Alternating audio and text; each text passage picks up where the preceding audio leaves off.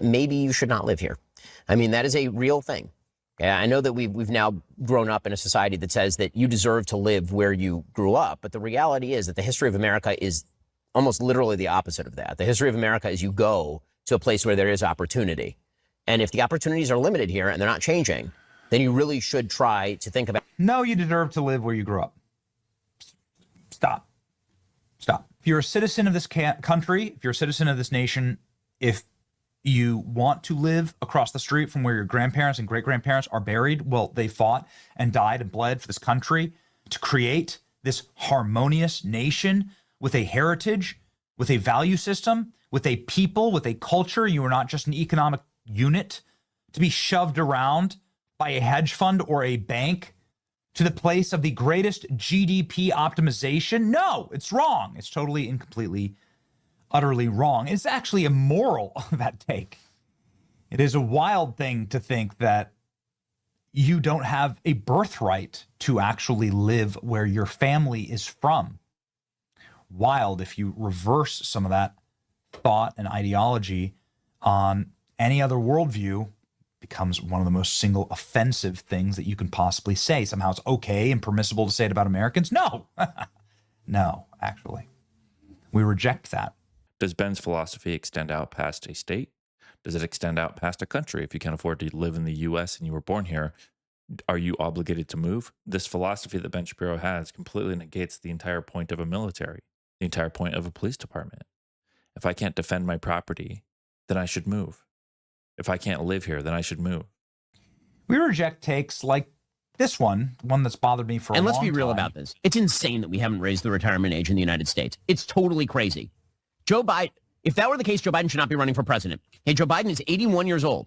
The retirement age in the United States at which you start to receive Social Security and you are eligible for Medicare is 65. Joe Biden has technically been eligible for Social Security and Medicare for 16 years, and he wants to continue in office until he is 86, which is 19 years past when he would be eligible for retirement. I made this point in a prior video, but Ben Shapiro is right. Joe Biden should not be running for president. Joe Biden should have retired, and everyone said that. Joe Biden was too old to be the president of the United States.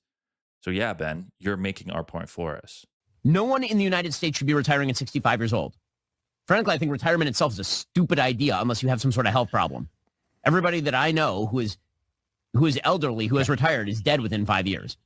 Again, this is correlation, not causation. For the most part, most people, when they are dying or in the final years of their life, are going to retire. And if you talk to people who are elderly and they lose their purpose in life by losing their job and they stop working, things go to hell in a handbasket. They're the same. It's the same clip. It is the same clip, but I'll also add, as I did before, that your purpose in life should not be your job. That shouldn't be your purpose in life. You should have a family. You should have grandkids. You should have other things besides work that is your purpose in life. It can bring purpose to your life, but that shouldn't be the purpose of your life. Your life doesn't matter. Your family, your lineage, your purpose doesn't matter. Where you come from doesn't matter. You are an economic unit.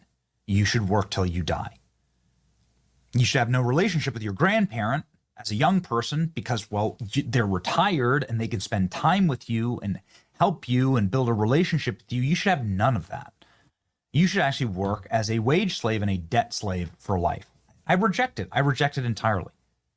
I've tried my hardest not to wade into all of the drama, but I've just been seeing it bubbling up so much that it's just made it impossible at this point. So here we go.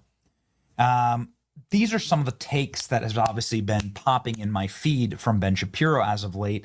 And this one might take the cake.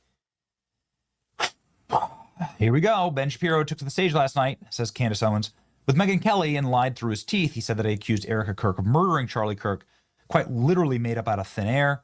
Look forward to responding to him on the show today. So this is what Ben Shapiro said. Candace Owens. I think that what Candace Owens is doing right now is evil. It is evil what she is doing right now. Okay, and I say that again. But what?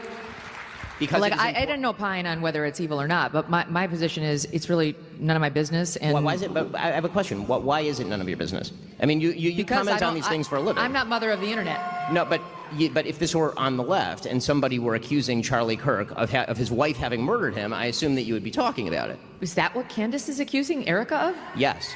Of murdering her own husband? She's accusing TPUSA insiders and other members of the right wing, including Seth Dillon, of being involved in the murder of Charlie Kirk, yes. Okay. Like I said, I don't take in that content, which is an honest statement. I don't. Okay, so this is what Ben Shapiro said.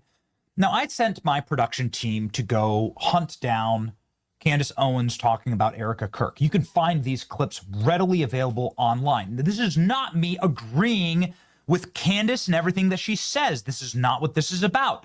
Candace, I personally believe, has takes that are quite wild and quite hurtful to some of the people that are really close in the Turning Point family. I'm not going to sit here and validate them. I'm not here trying to litigate all of this because, quite frankly, I don't find it helpful. But what I also don't find helpful is lying.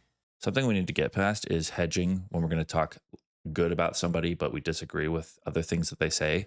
It's completely unnecessary. Every time somebody wants to talk about Nick Fuentes, I've noticed they're just like, well, I think what he says is very bad. And for the most part, we don't agree on everything. But he does. It's like, is it necessary? Like, we know that if you agree with somebody on something, that you don't necessarily agree with everything that they say. This includes people from the left. If I agree with something that someone from the left says, I don't need to preamble it. Well, oh, I'm not a socialist, but this guy said this correctly. I mean, come on. Trust the audience. Don't find helpful is lying. And what we couldn't find is any clip of Candace Owens accusing Erica Kirk of killing Charlie. That's something that we couldn't find. And Megyn Kelly has now come out and said that didn't happen. Retweet. Thank you, Megyn Kelly, for clarifying that Ben Shapiro lied to your face and your audience about my words. Rarely in politics do you see somebody so brazenly make an effort to blackmail someone into their position, trying to equate questioning of Turning Point USA employees to accusing Erica Kirk of murdering her own husband is a vile and obvious attempt to shut down further investigation, and it will not work. Okay. Here's what Megyn Kelly had to say on stage. He said that Candace has been claiming Erica Kirk was behind the murder of Charlie, which I had not heard. And I was taken aback because that seems like something I would have heard. It's so crazy. And I have since learned it is not true. Candace has not made that claim. And in fact, I've now seen several clips of Candace specifically defending Erica Kirk and saying she would never make a claim like that about Erica, and that she is open-minded to other people at Turning Point. That's obvious. She's been making that point. I had heard that point. But she's specifically been defending Erica Kirk. And she's been saying she does not think that of Erica. And in fact, if you read her comments, she's under pressure to make comments about Erica. And so far, what I've seen, she hasn't. So thank you for that question. I don't like gatekeeping. And it's been wonderful to watch Megyn Kelly work through all of this. The whole argument about platforming is left-wing coded. The entire argument that somebody who I disagree with doesn't have the right to speak, that's not true. In fact, the opposite is true. It's their God-given right to speak. It's my God-given right to disagree. And we can do that peacefully and have a free country.